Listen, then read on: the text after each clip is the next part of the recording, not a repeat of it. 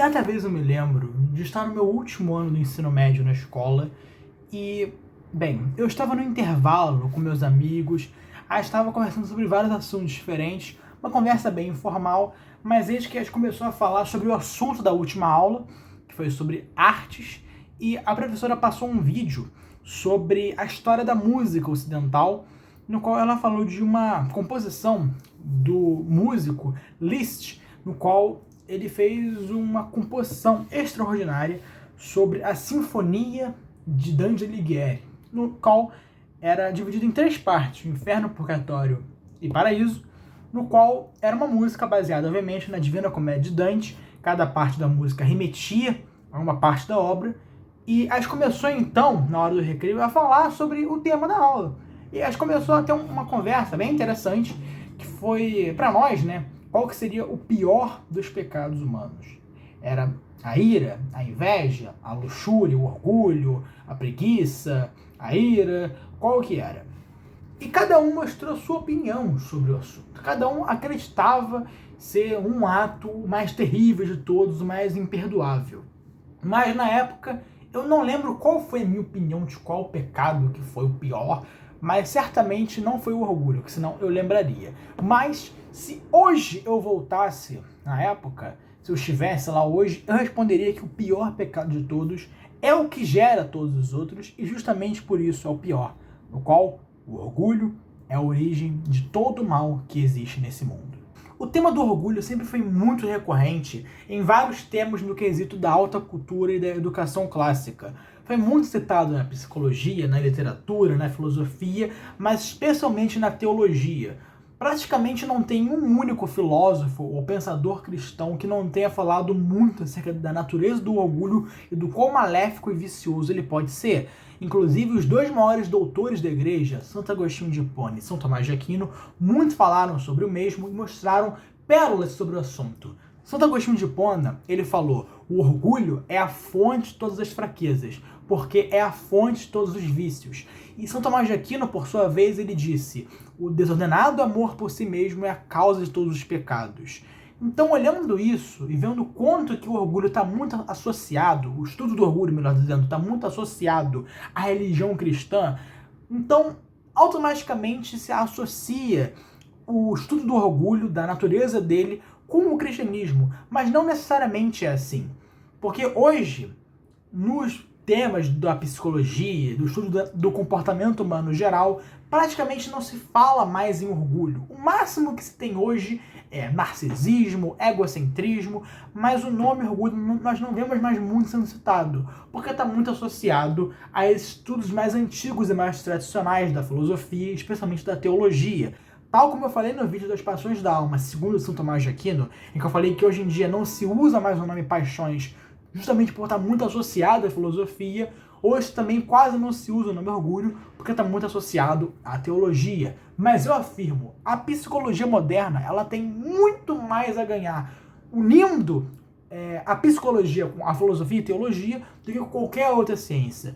Então eu afirmo, os psicólogos eles deviam se especializar mais na filosofia e na teologia para entender melhor a natureza humana. E não é à toa também que por tanto tempo os psicólogos antigos, né, antes de ter o nome psicologia, mas os que eram considerados psicólogos antigamente, muito falavam sobre orgulho. Entendiam que isso era um assunto fundamental para se falar e que hoje é mais do que fundamental, é essencial, basicamente. Hoje eu queria trazer por que o orgulho ele é a causa de todos os males no ser humano, a causa de todos os pecados, a causa de grande parte do nosso sofrimento e de como que é importante nós buscarmos o superá-lo por mais difícil que seja. O orgulho talvez seja o pecado mais difícil de ser superado, porque, como eu falei, ele é a causa de todos os outros. Mas para você entender melhor sobre isso, eu quero conseguir argumentar um pouco melhor, porque eu só citei frases por enquanto. Mas eu quero mostrar, convencer vocês do porquê que ele é a causa de todos os males que tem no mundo de hoje. Bem, primeiramente nós temos que entender a natureza do mal. Então temos que definir a essência por trás dele. O mal, ele é uma desordem natural. É uma negação da própria natureza das coisas. Como assim? Bem, por muito tempo se falou do mal como a ausência do bem, de que o bem seria uma coisa, o mal seria a ausência dele, de que o bem seria a ordem, o mal seria a desordem, o caos, enfim. Porque, como nós falamos de mal, nós temos duas noções sobre o mesmo.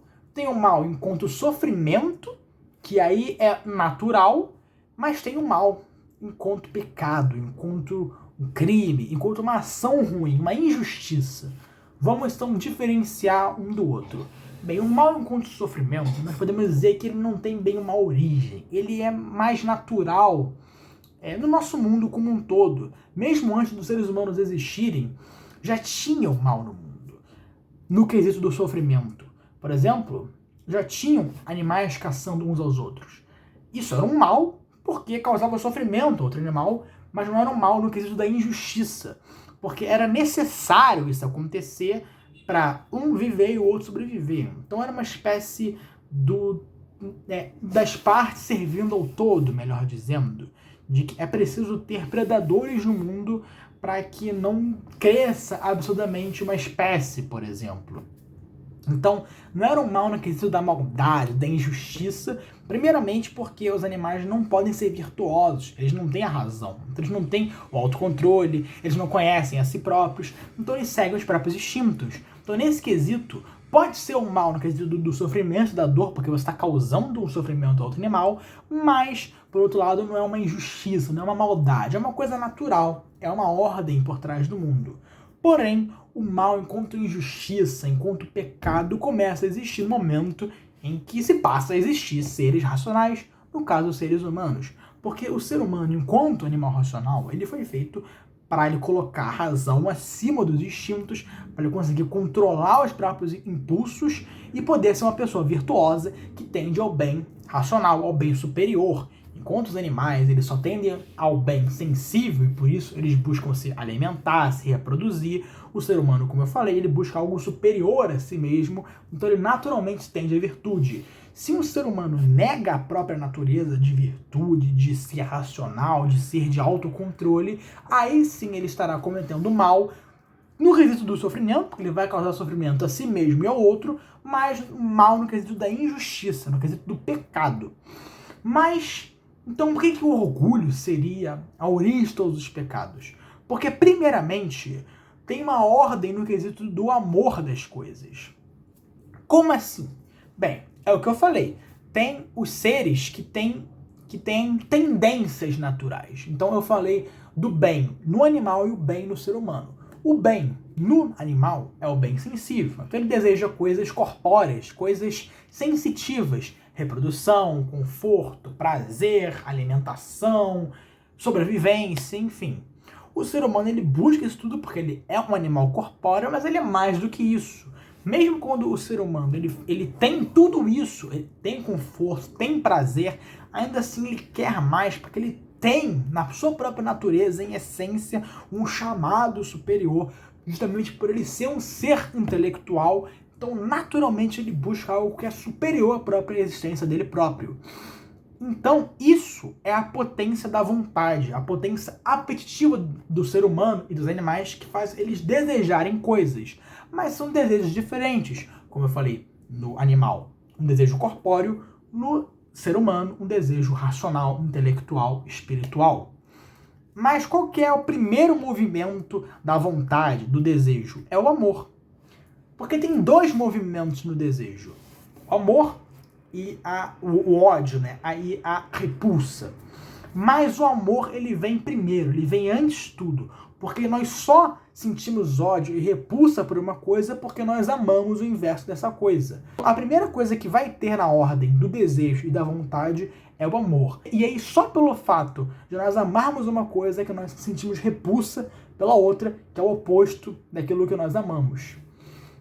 E aí que nasce a maldade no ser humano. Quando o seu amor ele é mal direcionado. Por quê? O amor nos animais ele é instintivo. Ele é uma coisa que ele não pensa. Ele não precisa direcionar o amor dele, controlar o amor dele. Ele naturalmente vai amar a si mesmo e vai querer preservar os seus filhotes, enfim, seus semelhantes. Especialmente se ele for um animal social, né? Que vive em bando, enfim. Essa vai ser a ordem natural, instintiva de seu amor. O ser humano não. O ser humano ele tem razão, ele tem intelecto, então ele pode direcionar o que ele ama, ele pode escolher e tal, ele pode se autocontrolar. E aí que tá. Se o animal ele é instintivo no amor a si mesmo, o ser humano também é. Nós naturalmente queremos o nosso próprio bem, nós naturalmente amamos a nós mesmos. Mas justamente pelo fato do homem ser um animal racional, intelectual, e a sua beatitude, a finalidade da sua existência ser algo superior a si mesmo, se ele não ama essa coisa superior a ele mesmo, ele está negando a própria natureza. E daí, dessa má direção do amor dele, vai nascer todos os males. E aí que tá. O orgulho é a fonte de todos os males. Por quê? O primeiro amor que nós sentimos na nossa vida é o amor a si mesmo. É o amor mais primitivo, mais natural do ser humano. É a coisa mais básica, a coisa que qualquer ser humano tem, o amor a si mesmo.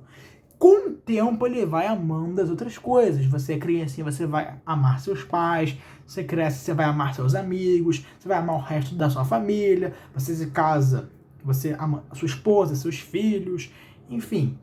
E aí, quando você é mais maduro ainda, que você acaba amando a sua finalidade de vida, que é a contemplação de Deus. Então, o amor máximo que tem, que seria o amor a Deus, porque o Deus ele é o próprio bem supremo, o próprio sentido da vida. Então, esse é o amor mais maduro, mais sábio, mais racional e mais virtuoso do ser humano. Agora, se ele não consegue desenvolver amor a outras coisas, senão a si mesmo, daí vai nascer todos os males. Claro que tem graus diferentes nesse amor a si mesmo.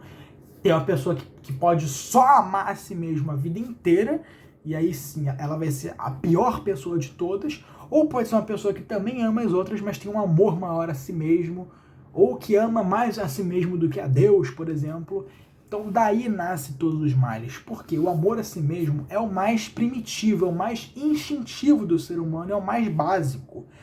E todas as coisas que nós só queremos a nós mesmos, nós só desejamos o nosso bem, nós fazemos isso porque nós temos o orgulho de querer tudo só para nós. O amor exagerado e desordenado a si próprio, que acaba querendo tudo para nós e nada para os outros. Daí nasce todas as injustiças, todas as maldades, todos os pecados. Então, nós vamos analisar aqui 7 pecados capitais. Se nós formos ver, todos eles nascem do orgulho. O orgulho é a base, de onde nascem todos os males humanos.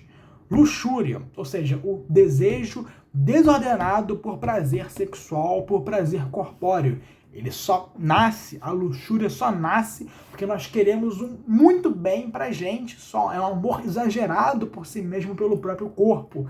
Gula, mesma coisa, nós comemos mais do que nós precisamos, porque nós queremos sentir esse prazer da carne, do corpo, do sensível, de comer muito, da alimentação, porque nós amamos de forma exagerada a nós mesmos. Preguiça também, é a falta de vontade, é a negação da ação, é a falta de nós só queremos ficar na nossa zona de conforto, porque é um amor desordenado por si mesmo. Então todos assim, ganância, o amor por dinheiro, porque nós queremos o dinheiro só para nós. Nós não somos nem capazes de dar uma mísera esmola para o mendigo na rua, por exemplo. Nós só queremos o dinheiro pra gente. Inveja, a gente quer uma coisa que o outro tem pra nós, porque é um amor que eu tenho a mim mesmo só. Eu não amo o outro, eu só quero isso pra mim. É um amor pra mim mesmo. Deixa eu pensar qual mais tem. Ira. Geralmente a ira é pela uma coisa que nós sofremos, então nós ficamos com raiva do que o outro fez. E aí é uma coisa exagerada que corrompe a nossa vida. E por que eu tô falando disso aqui, gente? Por que é tão importante falar disso? Porque o orgulho, ele não causa só sofrimento para nós mesmos. Não! Uma coisa que nós esquecemos é que quando nós pecamos com alguém, a gente acaba só pensando no mal que nós causamos a essa pessoa. Mas, acima de tudo também, o mal que nós praticamos com o outro também causa muito mal a nós mesmos. Tem uma frase de Platão que ele fala: aquele que comete uma injustiça é sempre mais infeliz do que o injustiçado, porque naturalmente, pelo fato dele ser uma pessoa desordenada, que não ama nenhuma outra coisa além de si mesmo, ou que se ama outras coisas, além dele mesmo, mas tem um amor muito exagerado por si, naturalmente essa pessoa vai sentir um vazio enorme por dentro, vai ser uma pessoa infeliz. Ela pode ter todo o dinheiro, prazer, poder, fama do mundo, mas ela naturalmente tem um vazio espiritual, porque ela está negando a própria natureza de ser uma pessoa virtuosa, sábia, de autocontrole, autoconhecimento, virtuoso e santa, porque isso é a finalidade da psique humana. Então, é uma coisa desordenada, é uma coisa viciosa que causa mal para os outros e para nós mesmos.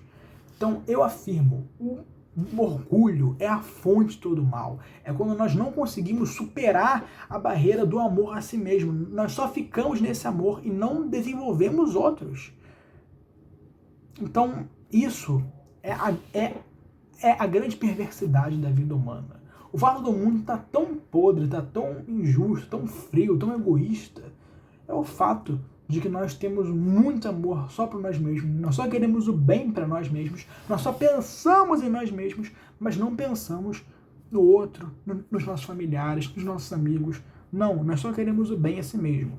E eu quero finalizar aqui com uma frase de C.S. Lewis, que ele fala uma coisa que eu acho bem interessante, que ele fala: a humildade, que é o oposto do orgulho, que é o que quebra o orgulho, se você quer superar o egoísmo, o narcisismo, enfim, é a humildade, é desenvolvendo ela. Inclusive, São Tomás de Aquino fala: a humildade é o primeiro degrau da sabedoria, é o primeiro passo para superar grande parte de nossos males, de nossos sofrimentos, porque acredite, talvez que você esteja passando por alguma dificuldade aí, talvez você esteja passando por esse sofrimento, por esse mal, porque você anda pensando muito em si mesmo.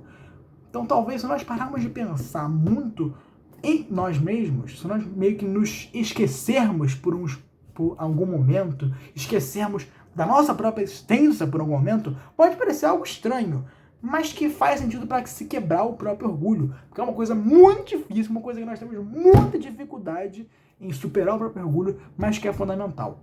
Mas, enfim, a frase do C.S. Lewis, que ele fala: humildade não é pensar menos de si mesmo, mas é pensar menos em si mesmo. Uma coisa que eu acho bem interessante que ele fala. Então é isso, gente. Eu espero que vocês tenham gostado do vídeo de hoje. Se gostaram, não esqueça de deixar um like, se inscrever no canal, compartilhar esse vídeo para os seus amigos. Muito obrigado, até o próximo vídeo. Até. Valeu, falou.